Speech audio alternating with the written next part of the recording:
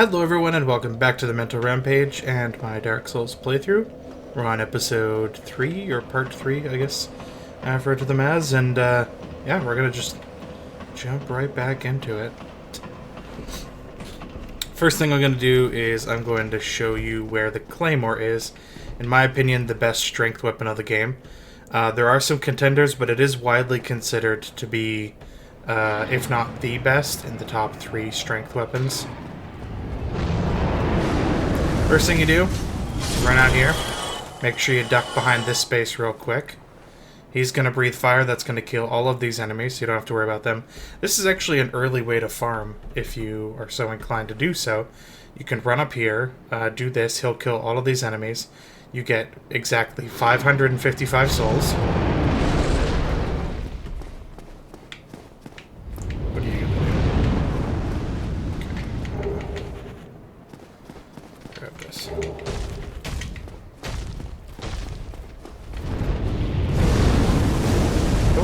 Oh, no, it's moved. Okay. Run away! Oh, gosh. That's okay, I can get that back. So yeah, that's where the Claymore is. I didn't actually check what the other thing I picked up was. But yeah, you get exactly 555 souls. Then you could just come back down here, stay at the bonfire again, and go back up and have them kill them all again. It is by no means the fastest way to gain experience in this game if you're trying to farm. But early game, it's not bad if you don't mind taking the time to do it. So like I said, run up here. You always have enough time to get over here. Where did my souls end up? Okay, right there. So, early way to cheese the Drake. Did I get the Claymore? Did I? Okay, there it is. Yes. Alright. Early way to cheese the Drake is you run up here, he breathes fire. If you wait long enough, eventually he'll come and he'll land. Then you stand here. This is not working out well for me. If you stand right here against this pillar, when he does that, he won't actually hit you with the fire. Then eventually he'll turn around. He'll jump back, and you, oh shoot, try not to get hit by his neck.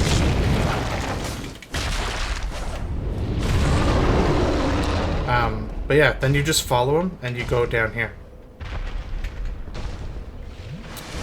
It's a slow process, because you gotta wait for him to fly back up there. And then you do it all over again.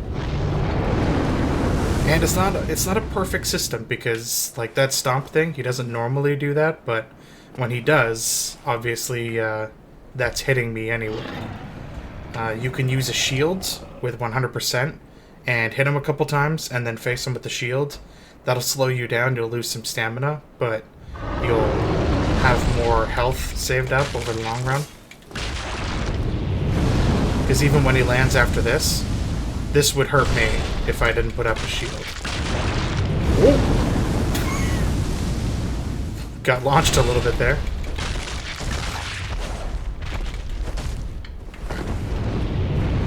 Like I said, just follow him. He'll typically jump back a couple of times. And then you go down here. And that's how you do it. I'll actually try to do this my first time. And, but I'll fast forward through it or whatever. I won't make you guys sit and watch this because this will be kind of boring. Oh, one thing before I do though. This guy has a weapon. There are a few. I think it's just the dragon monsters maybe, but there are a few of the bosses or mini bosses in this game that have weapons tied to their tails. And I mean tied like, is in like,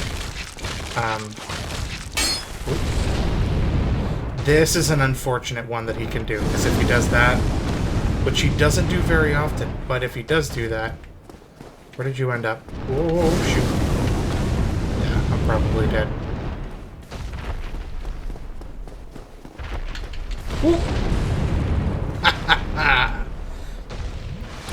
If he does do that, you're kind of... Fire lingers in this, and it breaks your poise. So when he breathes fire, you're kind of stuck standing there waiting for the fire to go away. And by the time it goes away, he can attack you again. So it's quite unfortunate. But so yeah, if you attack his tail enough times, eventually you can break off his tail and you'll get a weapon. And it's a pretty good weapon. It's a Drake sword thing.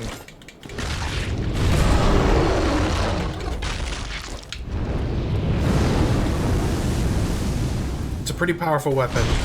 Uses Twinkling Titanite to upgrade. So it's kind of expensive, but it's a good early kind of one-handed weapon. And it could pretty well hold you throughout the game.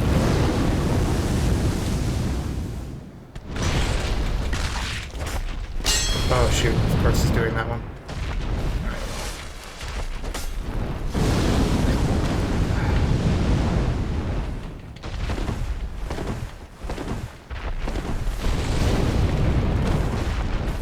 Man, he's doing that more often. Oh, that's unfortunate. I actually had him down on quarter health, I think. So there is a bit of luck involved. You know, it's not a perfect system, but if you want to kill him early, that's how you do it. You just keep trying that. Eventually, you will kill him. I would suggest, regardless of whatever weapon you like, probably intentionally equipping the strongest weapon that you have that you can wield effectively in that situation.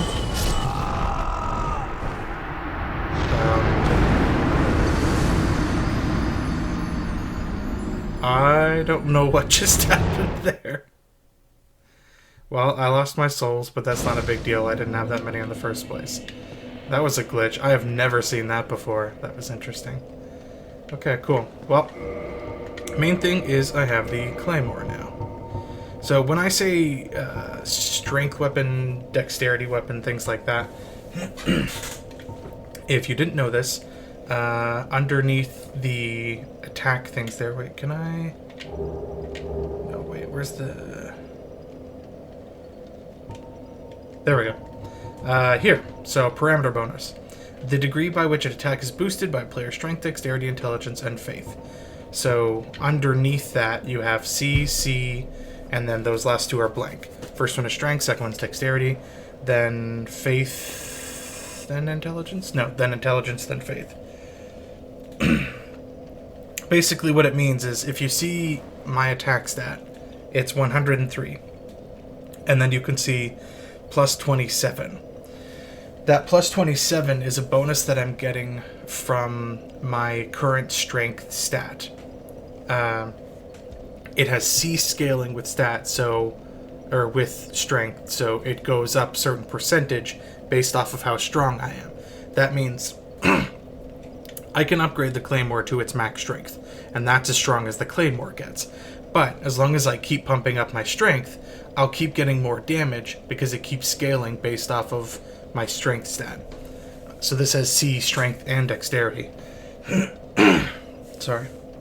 There are weapons that scale off of intelligence and faith, but the Claymore doesn't have the best parameter bonus that you can get for strength weapons, but it's one of the strongest weapons itself and has a good strength parameter bonus. So, as you can see, nothing else here is higher than C anyway. I don't actually know what weapons have a higher parameter bonus than that, but... Alright.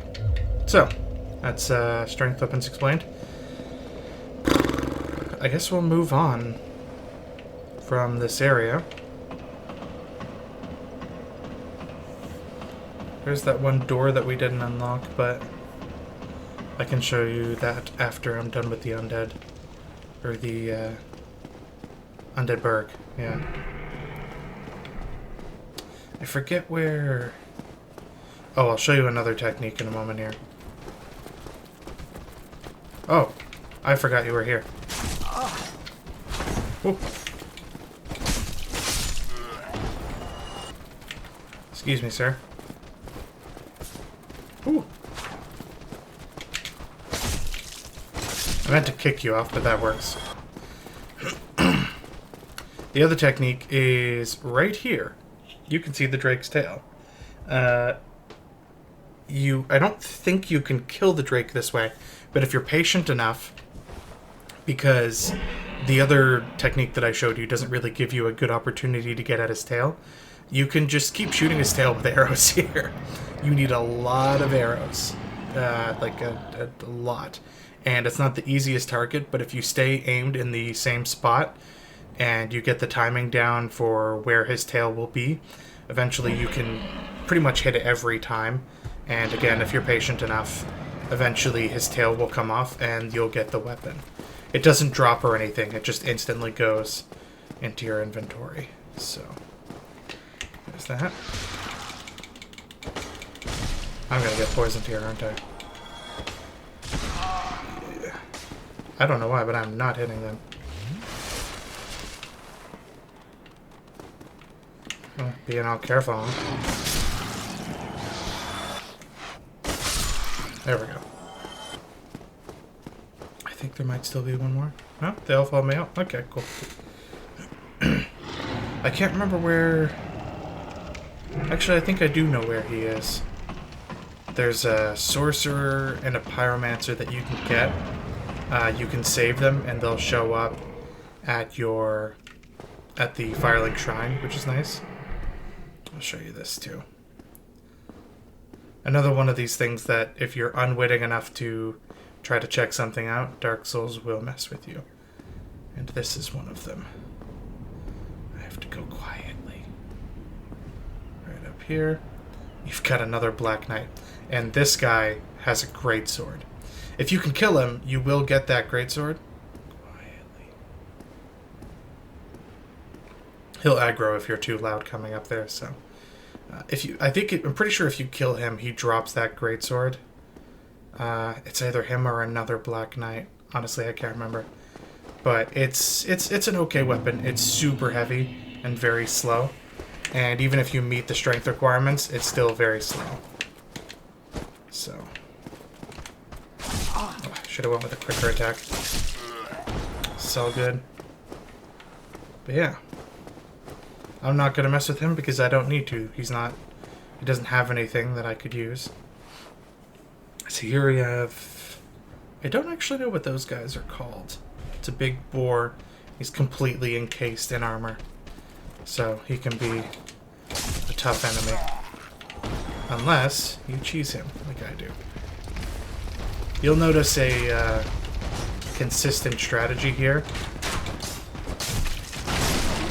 And the fact that I am willing to take whatever measures I can to win in this game. And I take no shame in that. So if you go up here, first you gotta get rid of all these guys.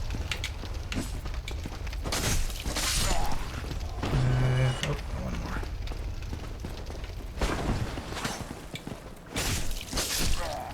And then when you do that, all that's left is this guy.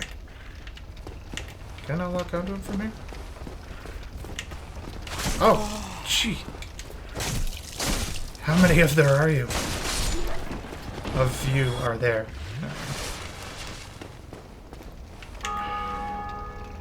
Oh. Congrats. I didn't explain the multiple worlds thing in this game. Is that going to hit or is that going to hit? He moved, so I can't hit him from here. Normally you can just stand up on that bridge and keep whacking him like that, but looks like I'm actually going to have to go down there and fight him.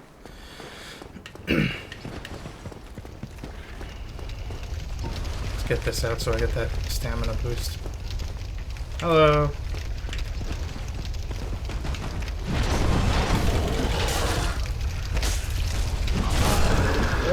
Not in the fire, please. You gotta... Oh, jeez. Yeah, why don't you land in the fire? That's cool. I'm cool with that. Ooh.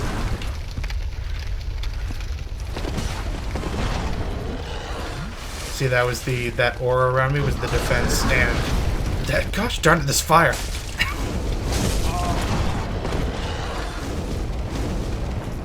gonna die from the fire. Beautiful.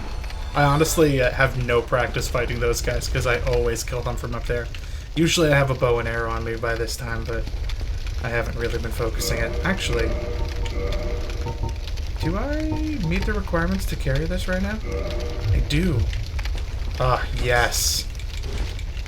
So, Claymore is my favorite weapon, not just because of its parameters, but because of its moveset.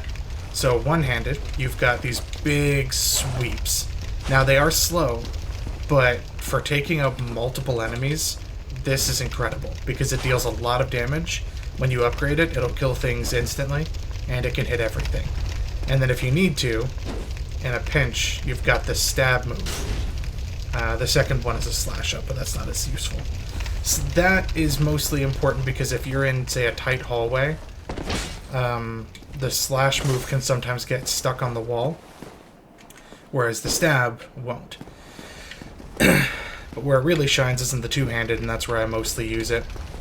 You got straight up and down strikes, so you don't have to worry about tight hallways and getting against walls and things. And then, alternatively, you've got the big strike, which hits everything. So, you'll see how much damage this thing does. It's crazy. But, where was I? Yeah, right.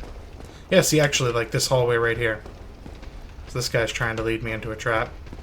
Because if I go too far forward, and you get tunnel vision, you get hit by these guys. But see, even in this tight hallway, I don't have to worry about it getting stuck or hitting the walls here. So, I have no Estus. Dark Souls, oof, man. I'm not playing very well right now. Dark Souls has kind of an interesting lore where the place that you are is... I don't know the exact explanation for it. Oh, the mystery key is how you get down to Blighttown, by the way. This is where you get it, of all places. And items are very forgettable. Especially because a lot of the times you're panicking to pick it up as quickly as you can. So, it's kind of... the world is fractured, somehow, and time is convoluted. I don't know if there's necessarily multiple worlds, but there's certainly multiple times. And it's a constant thing that an undead person escapes from the asylum and they try to ring both bells. It's kind of an ingrown fate or destiny that all undead feel and kind of have to resist, or most, I guess. And then they come here, they try to succeed, some of them go hollow, most of them go hollow. And that kind of explains why there are other people playing this and doing the same thing. You can sometimes see their ghosts, if you've seen in my playthrough, or a playthrough of your own, where there are shadowy kind of figures of other characters moving around. Those are actually other people that are currently playing. Nice and slow.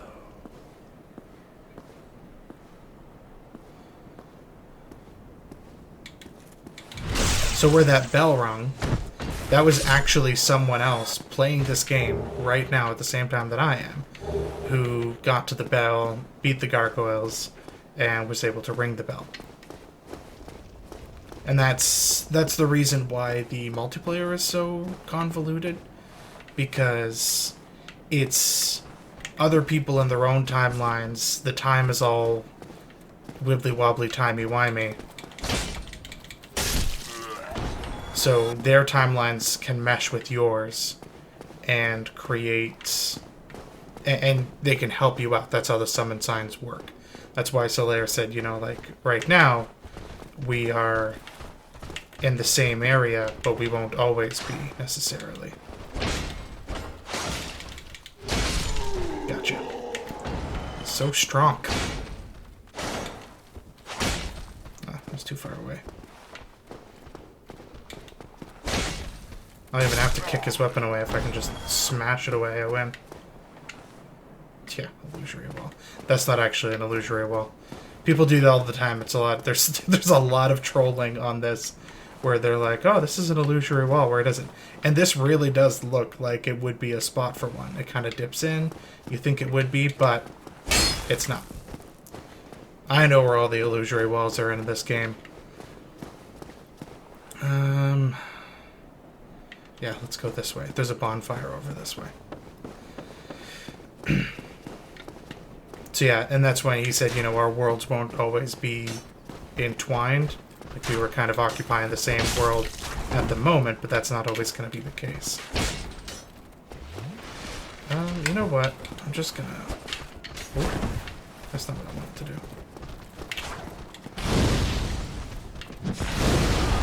Oh.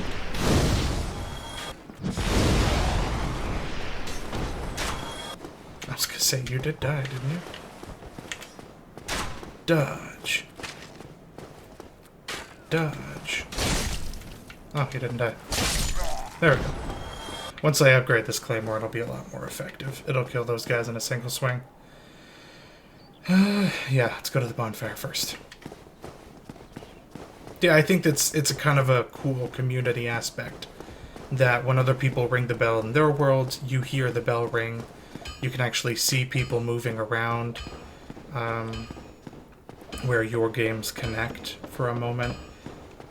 It mostly happens around the bonfires, I find. But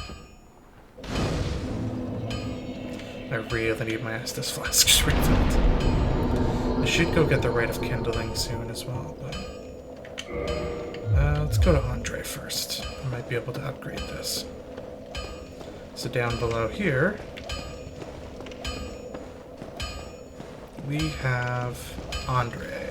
Well, like you must be a new arrival. I'm Andre of Astora. If you require smithing, then speak to me. And you get all kinds of options here. You can learn a gesture for cooperative play. Most weapons and armor are mighty sturdy indeed, but every hunk of metal has its breaking point. If you notice durability running low, it's time to repair. You can ask a blacksmith like myself, or do it on your own with a grindstone. The nice thing about weapons, they never betray you, so pay them a little respect, eh? And that's where that repair box that I could have bought from the merchant that I really... Did I buy that? I'll be seeing you. Yeah, thanks, man. Actually, I don't know. Did I buy that? Yep, this one. Okay, I did buy the repair box. That's where the repair box comes in handy. Well, you seem to be doing... Need anything? Need anything forged? Alright, so you can purchase Titanite shards from him. That allows you at least a couple upgrades with your weapon, which is good. Reinforcing. So this allows you to actually upgrade your weapons in the basic sense at any bonfire. Man, a lot of people playing Dark Souls right now, I guess. And also one for doing armor. Some weapons you can buy. The broadsword is actually another weapon that is really highly favored among strength weapons. It's definitely a top tier one. Which is strange because you can just buy it for 1,000 souls from this guy. But yeah, it has good scaling and it's a bit faster, so it really depends on your speed. I prefer the moveset of the Claymore myself. I do have a bow, so I should probably pick up some arrows. Oh. Let's pick up 50.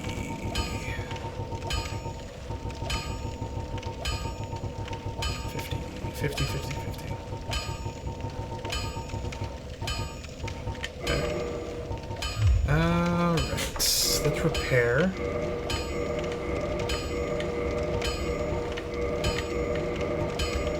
See what I mean, though? Like, these things still have a considerable amount of durability, and it costs you next to nothing to repair them.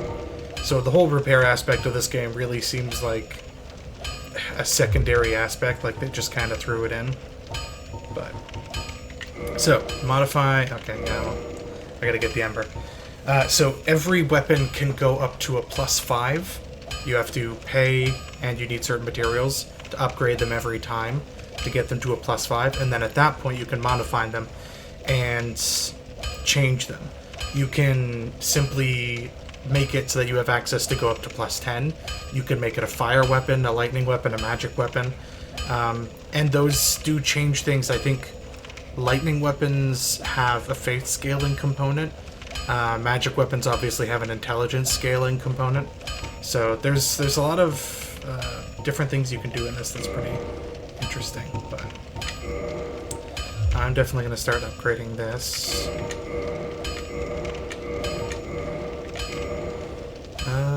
One more Titanite shard and I can do it again. So I'm going to do that.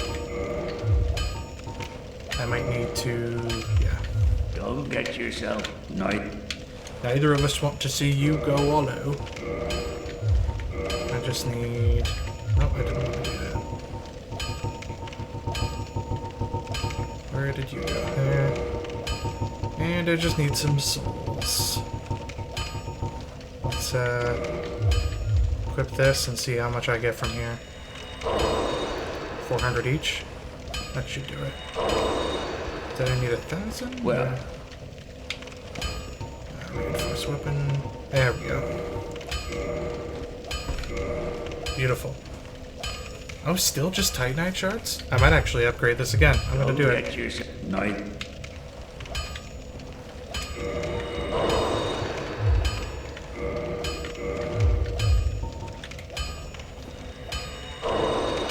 Costs 800 to buy the 2 shards. Well, neat.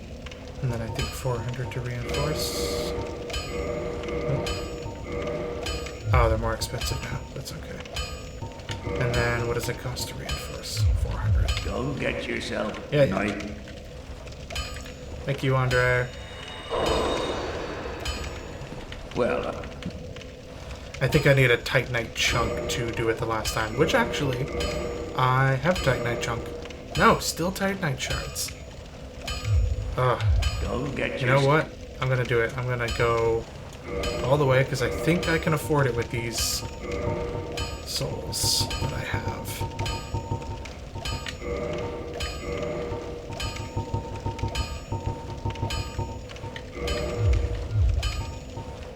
Let's go with Proud Knight first.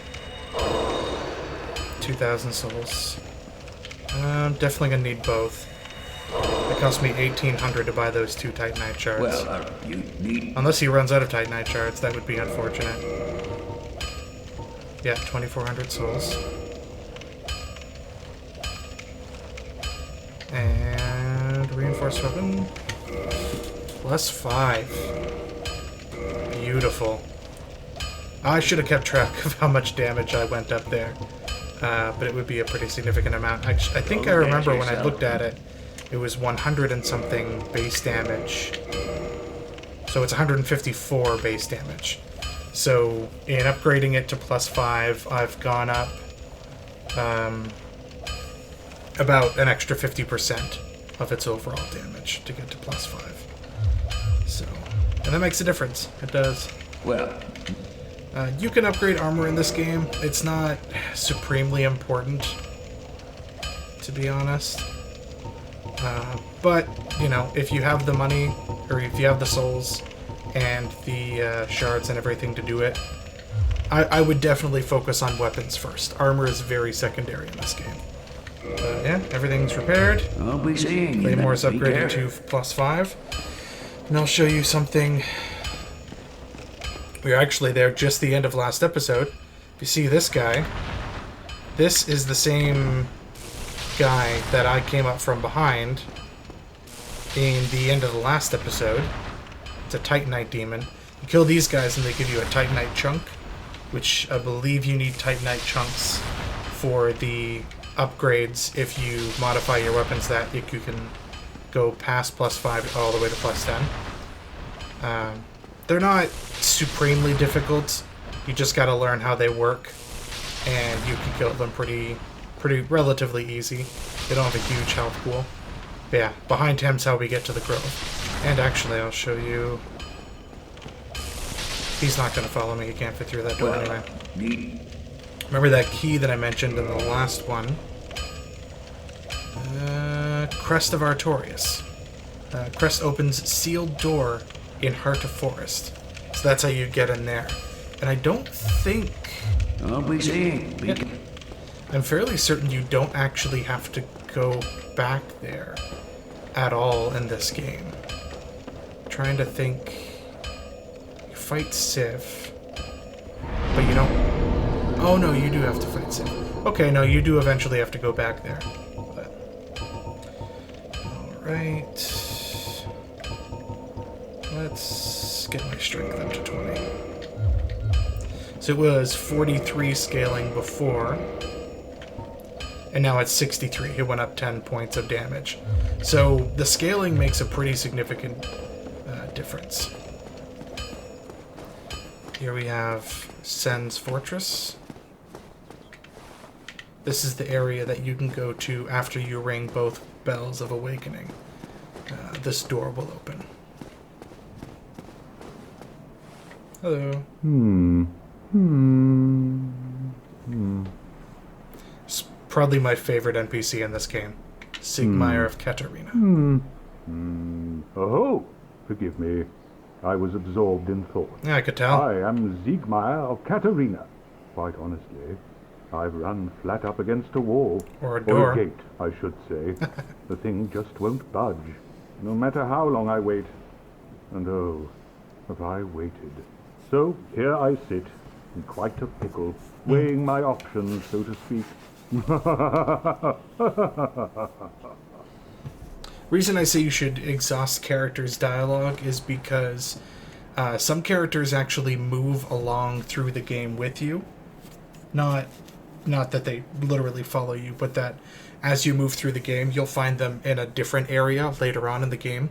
But that's only if you talk to them in the first place. Still closed. Still closed. So... Still closed.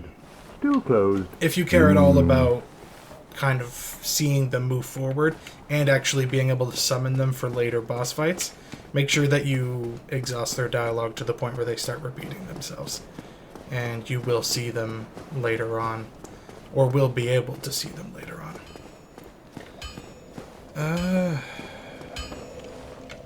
I'll probably come back here after killing that guy. So I'll go kill him first and then I'll come back. We're coming up to the first bell. It's right up there, actually, where we have to kill the gargoyles. Not a bad fight, not a bad fight at all.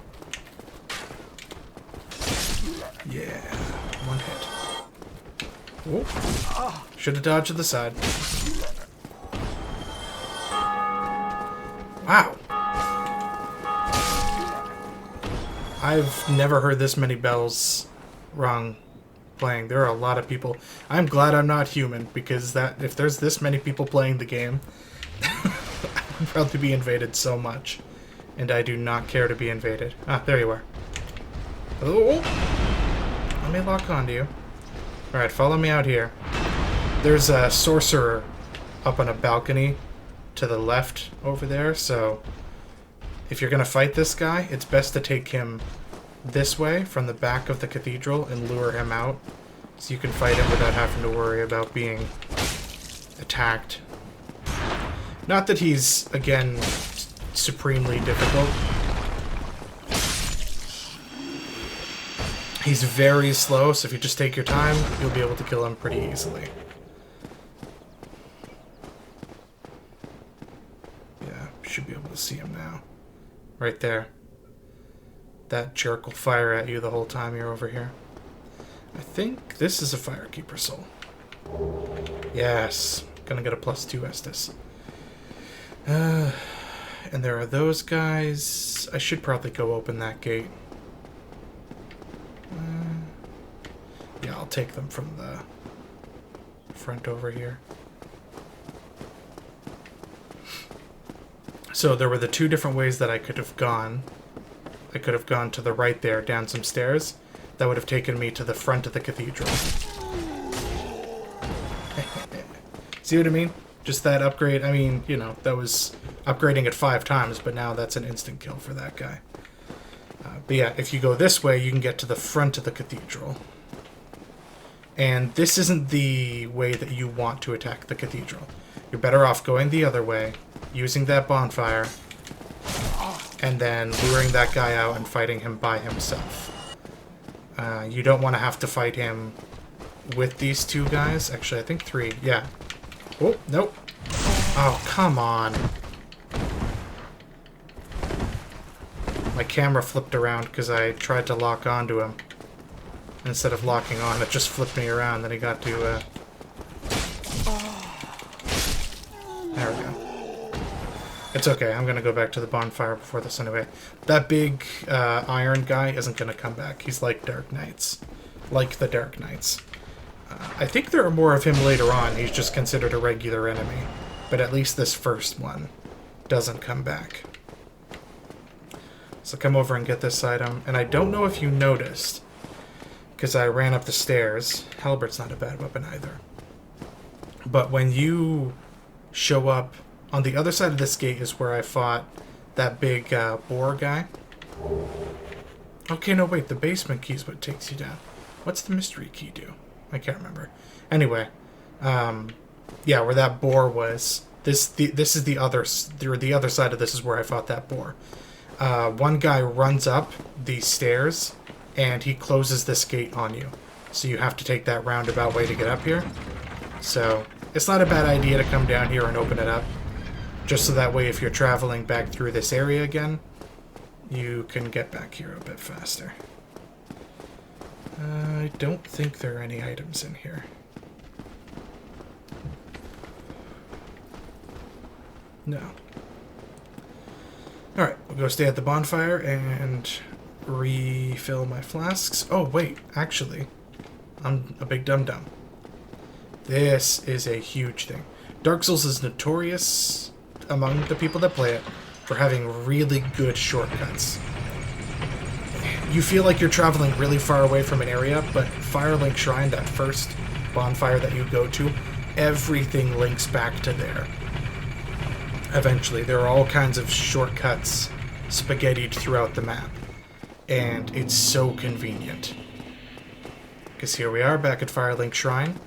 And if I stay at this bonfire, I get plus 10 Estus flasks. Instead of just plus 3 that I would get over there. And I can avoid fighting some enemies as well. So, all handy. I'm up a bit for that.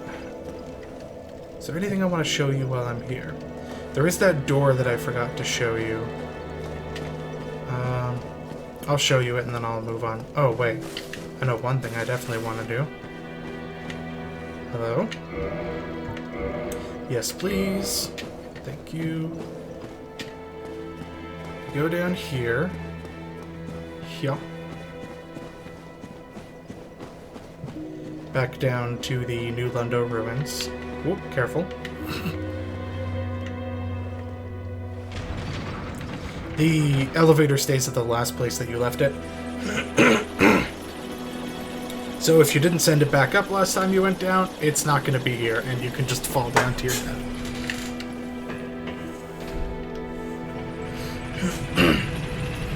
I do plan on actually running up here, back up here, so I won't just send it back. But if you're doing a bunch of runs down here where you know you're going to probably die and you might want a second chance, you can step on that button and roll out this door, and it'll send the elevator up. So, back to New Lundo ruins. Now if we go over here, we have a door. And the master key, the item that I suggested you get early on, will allow you in here. This was the area that I forgot to show you. Don't take that path, it doesn't go anywhere. Go across this really sketchy looking bridge.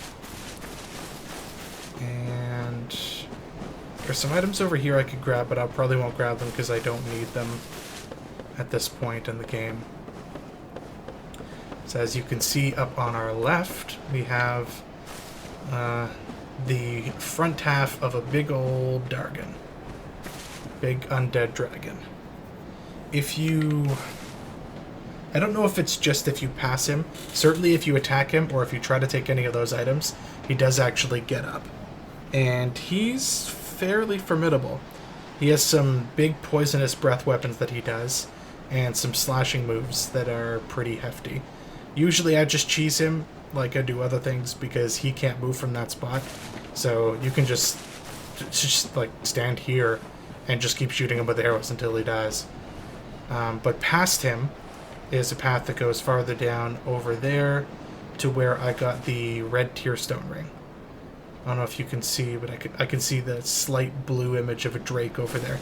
That's where all those drakes were that had lightning breath.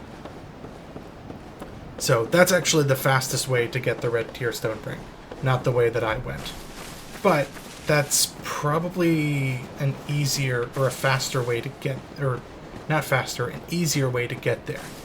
This way you have to go through 2 more drakes than I did, and you have to get past that undead dragon every time, which isn't supremely difficult, but it just adds to the chance of you dying early.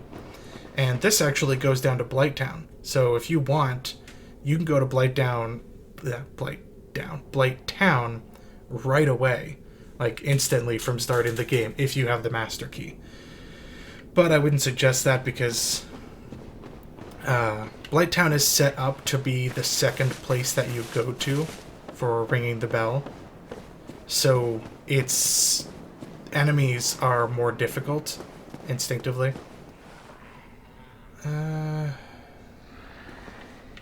Yeah, I'll ring the first bell, and then I might think about getting the Rite of Kindling before I do anything else. And I'm going to show you at least... I'll be able to show you at least one area that... spoilers, but there's at least one area in this... Well, ooh, I want to put another other one too.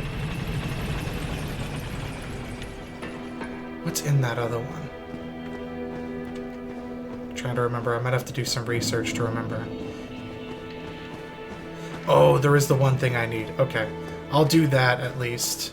Should I do that now, or should I fight the gargoyle boss? I'll fight the gargoyles, and then if I have time, I'll show you the other thing.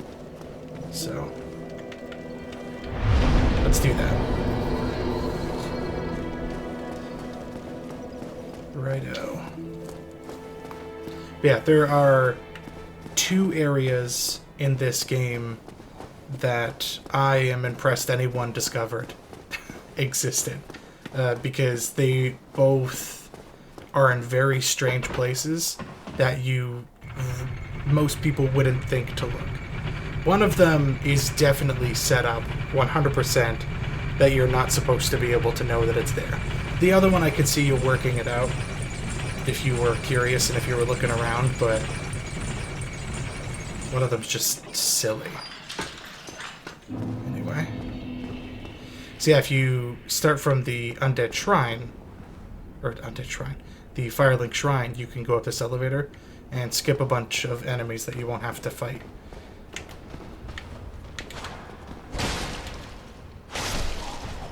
Oh, you didn't die in one hit. I'm gonna have to upgrade my sword some more. Can't remember where the flame is. I would suggest running out there and then running back in.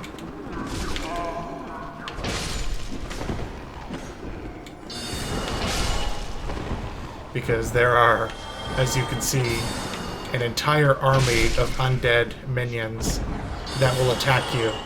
And if you do it this way, you bottleneck them at least a little bit. He buffed them somehow. I don't know if I've seen him do that spell before.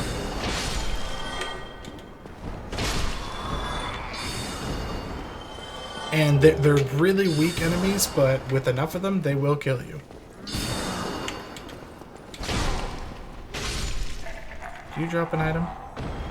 Please tell me you don't drop an item. Okay. I didn't want to have to go down there. Alright, so if you go in here, I think... Oh, I thought there was an enemy in here. Get a soul. I should actually unequip that. And if you go in that door, you can get up to the gargoyles. I should have made myself human so I could show you guys the lair, but I will do that if I die. Actually, which I probably will die. Because there's another tidbit. There's so much information that I have to go through, and it comes so fast. So many things. Okay. So let's run around here first. I think, pretty sure there's an item in that barrel.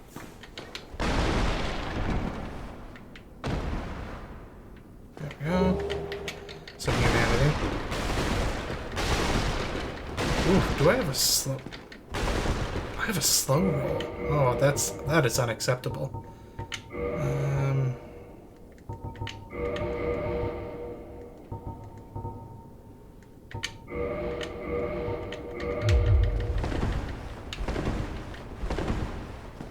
Did that make the difference?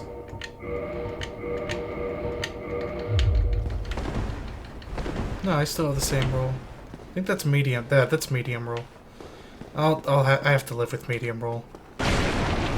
You really have to handicap yourself quite a bit if you're going to get the fast roll and still be able to use heavy weapons. So yeah, you can break through that door. Oh, I think the mysterious key unlocks this. So here we have Lautrec. Lautrec is a total jerk. The firekeeper that is underneath Firelink Shrine is the firekeeper that's under Firelink Shrine. He'll kill her if you don't kill him first, which means he will remove your ability to use Firelink Shrine as a bonfire, which sucks because it's you know, like I said, a very central bonfire. A lot of things lead back to it. So, and not only that, but he has a really good ring, so you want to kill this guy. Ooh, still human, are you? Then I am in luck. Could you help me? As you can see, I am stuck without recourse.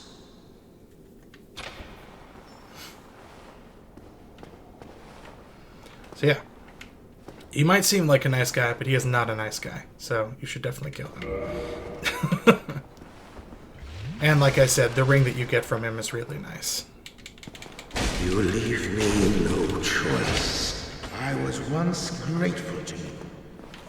But if this is our fate, so be it. And be careful, he is a speedy boy. Roll. Gosh, diggity dang dong darn it.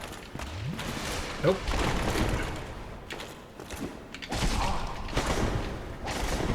And his weapons will go through your shield. Oh, and now that he has that dagger out, he's going to try to parry me. So, careful when you're attacking him when he has the dagger out. Whoa. Get out of here. Drink. Okay. There we go. Whew. He's killed me quite a few times. That worked out in my favor quite a bit. Ring of Favor and Protection. Whew. Okay, so... yeah, but those weapons that he uses do go around shields. So you can't really depend on shields. Man, super popular.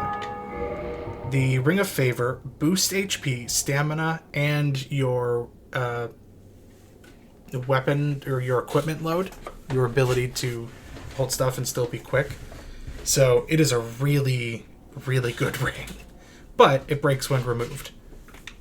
That being said, why would you remove it? It's a really good ring. I go to unequip it accidentally.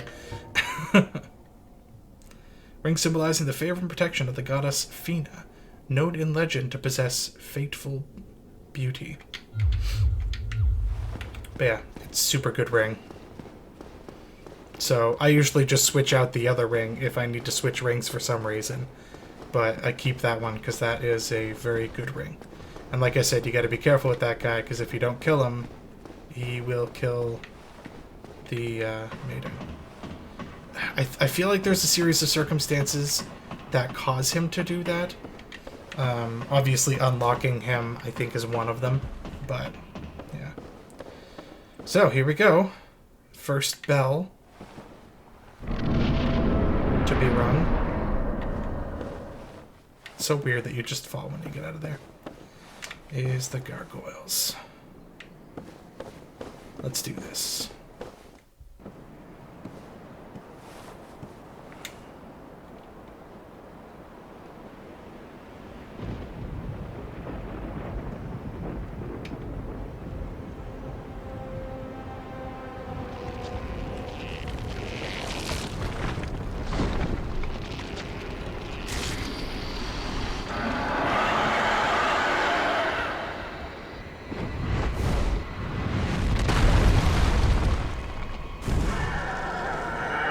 Oh, and this guy's tail is another one of those such weapons that you can get if you break his tail off.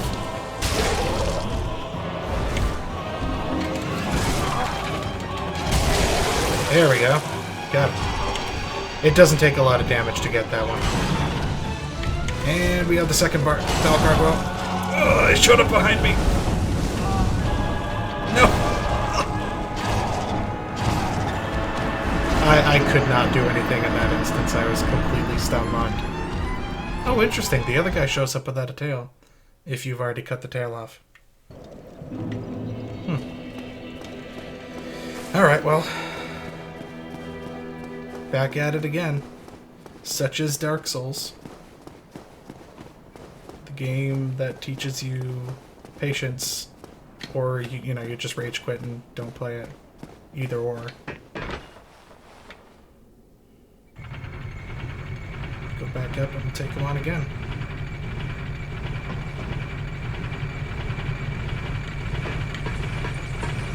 Yeah, you can see it only took one strike to knock his tail off. It would take more with a different weapon. I think it's based off of damage, how much damage is dealt to it. But oh, I forgot you were there.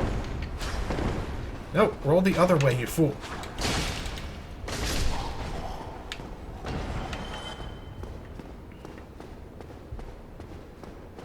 There are some quality of life improvements in the other Dark Souls games. I think for the layout and the feeling, I stand with most people in saying that Dark Souls 1 is the best of the 3 Dark Souls.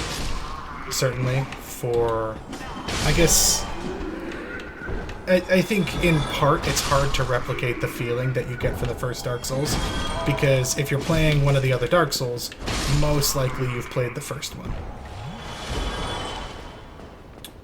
Does the mage come back?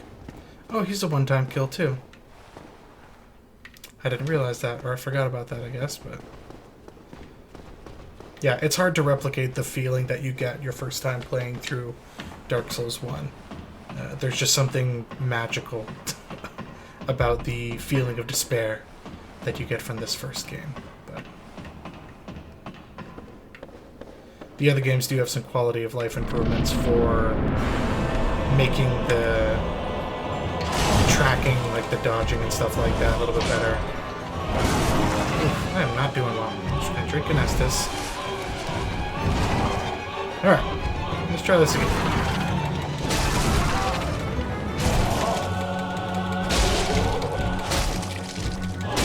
I deal more damage than you, punk. You see where he kept getting locked? That was him getting stun locked from... Ooh, am I still too close? Okay, no, I'm good. Because every creature, even the bosses, have poise. And if you deal enough damage to them in a short period of time, you will break their poise. There we go. Beautiful. So, I stun-locked him, just like they stun-locked me the last round. I kept surpassing his poise and kept stunning him, which made it a lot easier for me to kill him. So yeah, there you go. There's the first Bell boss. The gargoyles. There aren't any items around here. There is a NPC in here. No? Does he not show up the first time? Maybe he's up here. There is an NPC that shows up in this tower. Yeah, I guess maybe he's not here the first time. There are certain conditions that you have to meet to see certain NPCs, have them show up and things.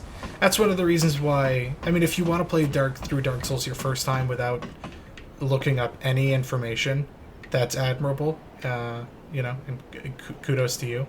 But I would definitely encourage, in a second playthrough, looking up some of the stuff that you missed, because you will miss things. Like I said, there's at least one area that I honestly don't know how someone found it in the first place, but here we have Sen's Fortress over there. We're going to ring that bell. Now someone else gets to hear me ring the bell. Oh wait, he's in the tower on my way down. That's what it is.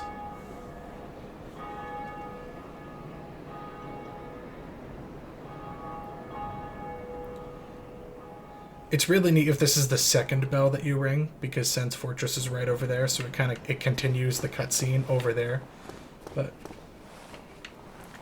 very ominous when you ring the bell, because you expect something to happen, and it just keeps echoing out to the entire world, and you feel like you just made a lot of enemies by having everyone... Oh, hi there, creeper. By having everyone hear that bell echo out, but... Greeting! I am Oswald of Karim, the Pard. Thou appearest to lack faith. Cometh thou to confess, or to accuse? For indeed all sin is my domain. So I think this guy has to do with if you accidentally or intentionally attack NPCs. Sometimes they don't forgive you, and every time you come up against them, they'll try to attack you. For instance, Andre is a pretty important NPC for upgrading all of your weapons. But if for some reason you get a new weapon, you're kind of faffing about, trying it out, and you accidentally hit him, you can make him your enemy. Instead of killing him, if you just run away, you can come up to this guy and, I think, pay him souls to have him make the NPC forgive you. And I think you can abandon a covenant here. And he sells some pretty useful things. I don't know how good of a miracle that is. I never play clerics. But, yeah. Poison Bite Ring is not bad. Blood Bite Ring isn't really necessary. There aren't that many enemies that use blood attacks, but Poison Bite Ring can be useful. And, you know, Ring of Sacrifice has its uses. It's a one-time purchase, though. Purging Stone is really good if you get cursed, but hopefully you won't get cursed. Book of the Guilty, Indictment, Homeward Bones.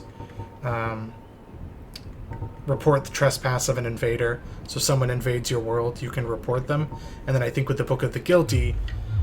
I think you can go after people that have invaded other people's worlds. Let's use a Homeward Bone this time. I always forget that I have those. But yeah. So we got another boss beat. How many is that? 5 levels? Wow. Let's go with Strength, a couple of Vitality, and let's put up Endurance to 14. Those are the main things for a Strength build: Vitality, Endurance, and Strength.